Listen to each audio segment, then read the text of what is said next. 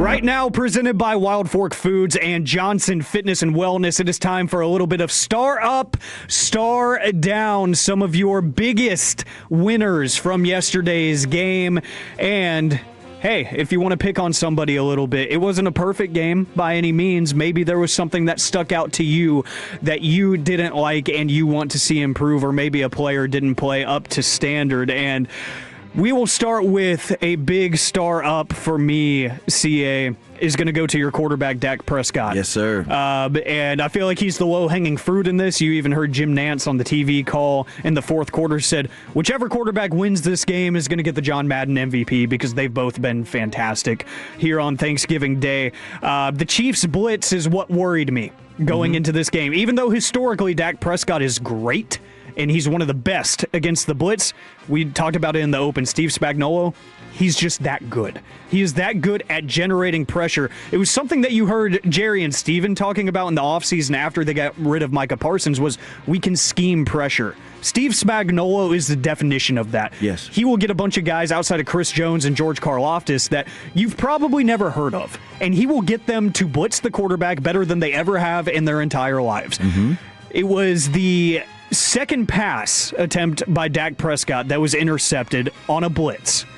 From that point on, he was flawless. He avoided pressure. He made magic, as Atolo texted in the open on the two-point play, rolled out to his left on that bootleg. He looked like OG Dak Prescott, and he led the Cowboys to scoring drives on 6 of Dallas's 9 non-end-of-half possessions. He iced the game with a dart to George Pickens to avoid giving the ball back to Mahomes, like you mentioned in the open. Prescott finished the day with 320 passing yards, 27 of 39, 2 TDs, and the interception that we mentioned. And a big thing here that surprised me, because we talked about Spagnuolo's blitzing ability, Prescott did not take a single sack. Not one. In this game. He talked about that after the game. Not one. The O-line protected him.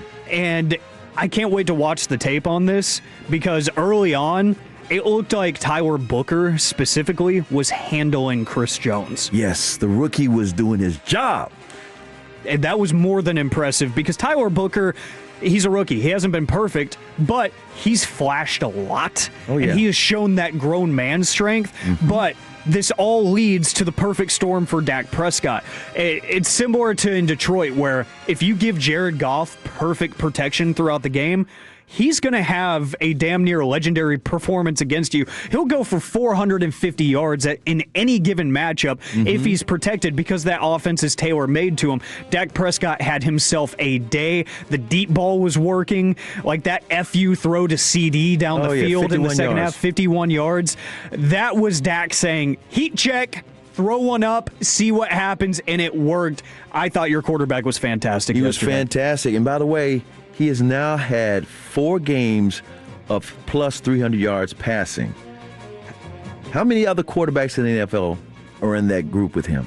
4 games of 300 yards passing this season. I would say maybe 2. In the words of Keith Sweat, nobody. Wow. He is the only one. The only Incredible. one. And see, people forget that, the first half of the season when the defense was absolutely awful and the offense was on fire, people say, Dak's playing like an MVP. Well, that was one of the reasons why. He was tossed in those 300-yard games like it was nothing, with 0 picks and and several touchdowns at the same time. With that being said, my star up goes to CeeDee Lamb. Because CeeDee Lamb, for some reason, I don't know why people want to question his integrity. Just because he had the drops against the Philadelphia Eagles in 2 games. The first game of the season, and then this last game on Monday night. The reason I say I don't know why they were twisting a narrative. There are people who tried to connect him going out the night before the Raiders game and getting he and George Pickens getting quote unquote not being able to start the game, missing a series, and of course he said, I can handle my liquor. There were rumors that he was throwing up and all, I can handle my liquor. They were conflating like he's had 2 bad games in a row. He had a great game against the Raiders. In fact, people were saying, well, CD and George, because both of them had great games against the Raiders, they need to go out drinking before every night. But he has the drops against Philadelphia on Monday Night Football, and they go, oh, he's fallen off. CeeDee Lamb, he's got the drops. Is it in his brain? Is he jealous of George? See, in other words, if you don't if there's a vacuum, people will create their own narratives. That's right. They created this narrative. Let's keep an eye on CeeDee, see if he has the drops, if it's going to continue. He always responds. Dak talked about this on Tuesday. So did Schotty, and guess what? Yesterday you saw it with your own two eyes. 7 catches, 112 yards, a touchdown, the big 51-yard catch. There was another one we knocked down a guy who Dak was basically throwing a pick, and he knocked it down and therefore saved a pick. And guess what? Not one drop. Not one. None. Zip, zero. Stingy with De Niro.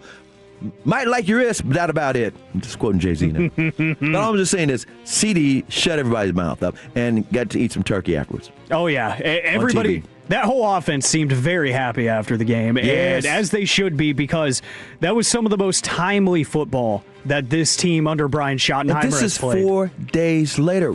I said this in the first segment. You're playing the 2 participants from the Super Bowl that was held in February, not just 7 months earlier. The 2 teams that were there, one of them fighting for their lives to get to stay in the playoff hunt. We're talking about the Kansas City Chiefs. And here's the Philadelphia Eagles who had only lost 2 games. Don't tell me, yeah, it's just the Raiders, it's just the Jets, it's just the Giants. No. And they did it in 4 days. How about 3 games in 14 days? I'm just saying. Yeah, that's a huge star up for me is Brian Schottenheimer. I teased it a little bit in the open. The fact that he was able to handle both of the conference champions, the reigning conference champions, on a short week. Man. Like, to be able to have the wherewithal to say, hey, great, we beat a division opponent. We beat the Eagles, one of the best teams in the AFC. Now it's time to figure out how the hell do I stop Andy Reid and Patrick Mahomes? And especially, that's an offense that's been rolling. You know, last week's game for Kansas City was rough. They end up squeezing that one out, but they showed that they were human again. For the first time since Rashee Rice has come back, really, they showed that they were human and that they were beatable. And it seemed like early on, the Chiefs did have the read on the Cowboys. They get the pick early and they immediately score with Rashee Rice. I thought it was going to be a Rashee Rice show. Yeah, he was welcome and it still back. was. Welcome back to Dallas. SMU great Rashee Rice. Like I said, he scored a touchdown in that first play, and then he was catching the ball at will, except for the one drop. Yep, a crucial drop there. Ooh. And I did see somebody text in and say, from the 469, thankful for the win, but the Chiefs dropped several passes right in their hands. Thankful for that, too, but a better team catches those and changes the game. I don't want to do the better team narrative with the Kansas City Chiefs. Come on. 7 straight AFC Championship games, 5 Super Bowls, 3 victories in those Super Bowls. Yeah. This is a dynasty, not just a better team. Come on. Yeah. And this team, by the way, you cannot... They're like a roach. They're not dead till they're dead. Exactly. You might stomp on them, but they're not dead. And Patrick Mahomes, if he had gotten that ball back one more time, that's why I have to give it. And this is what Dak did too. He gave major credit to Schotty for calling that 51-yard bomb to CeeDee Lamb. He said, you know what? We can't just try to run the clock out and be conservative because Kansas City gets the ball back one time. Yeah. Come on now. And that's another credit to the masterful control of the line of scrimmage that Dak Prescott has, because you did see plenty of audibles in that play where he was sensing the pressure dialed up by Spagnuolo. He checks into Schotty's second play, and they make big gains like that. And Romo even called it out on the broadcast on that 51-yard pass. CeeDee was actually more crossing the field, and he saw the coverage, and he saw that Dak had time, and he points his hand out like, no, I'm changing. I'm going deep. Just throw it up to me. And it worked. It was beautiful. Let me tell you, CeeDee, well, I mentioned why I stopped for him, and I mentioned, no drops, 112 yards, 7 catches. He had 3 catches on third down that they converted on the seam on their second drive. But more importantly, that corner he was lighting up, that dude is a really good corner. Yeah, Trey McDuffie. McDuffie is not some rookie or some guy, some jobber. He is a legit dangerous corner, and he had him frustrated because if CeeDee wasn't catching the ball, he was getting the personal fouls. That's right, and Romo even said it. I think it was after the 3rd pass interference that was called on McDuffie. He was like, just a reminder, nobody owns Trent McDuffie. Yeah. Nobody. Except CeeDee Lamb. Except CeeDee Lamb. And now. by the way, I talked to CeeDee about that top of the hour. We're going to hear some of that audio from the locker room. A big star up to penalties. Under Mike McCarthy, this is usually a star down. The Cowboys had 7 accepted penalties for 50 yards. The Kansas City Chiefs had 10 for 119. Bunch of those McDuffie. Yeah. And here's what's so wild. That laundry that was being tossed mostly in the second half, that extended that game a long time. It's like, whoa, first half zipped by pretty fast. Second half's like, the hell? Yeah, and that's why I always listen to Broadus' Zebra Report before the game Yes. to see which refs are calling the game. He always, this is literally half an hour before the game. Broadus always, if you listen to the pregame, Tola on the pregame, you will hear him talk about the refereeing crew and what you might expect. And he was nails on it again. Yep, and it was kind of refreshing to see things skew away from the Chiefs in that regard. Usually it feels like they get some of the beneficial calls. That's what everybody thinks. Yeah, and I'm not going to say that it was some of the worst officiating I've ever seen, but there were a couple ticky-tack things. Hey, big star down real quick. I know you said he was great, and I thought he was for the most part. Big star down to Tony Romo for hating on that pick play that the Chiefs ran on offense that would have easily helped them keep that drive going, and they end up calling the offensive pass interference. Xavier Worthy ran straight into the defender and didn't even try to hide the fact that he was boxing him out of that play. He tried to turn his head last second like, oh, I'm running a comeback. No, you're not. You're boxing the corner out of the play. Andy Reid, I'm smarter than the average bear, okay? And Tony Romo's like, me personally, I'm picking up that flag. That's not a pick play. He's just running his route. He runs into his man. It happens. All right, quarterback. Jim. All right, QB, I get it. You want the offense to win here. I get it. But that was totally a pick play. And then one more star down. Can I give a quick, go ahead. One more. This one's quick, I promise. Big star down to Jake Ferguson. Not for the missed touchdown catch because he only got 1 foot down, which incredible effort. By the way, I'm in the press right. They're showing it on the big screen. Yeah. And I could see the game TV up there, too. Yeah. He literally almost did, but other guy's ankle made his foot not hit the grass, and therefore it wasn't 2 feet.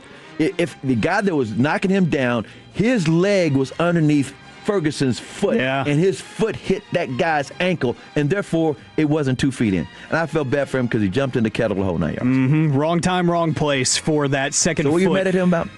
Why did he violate that turkey?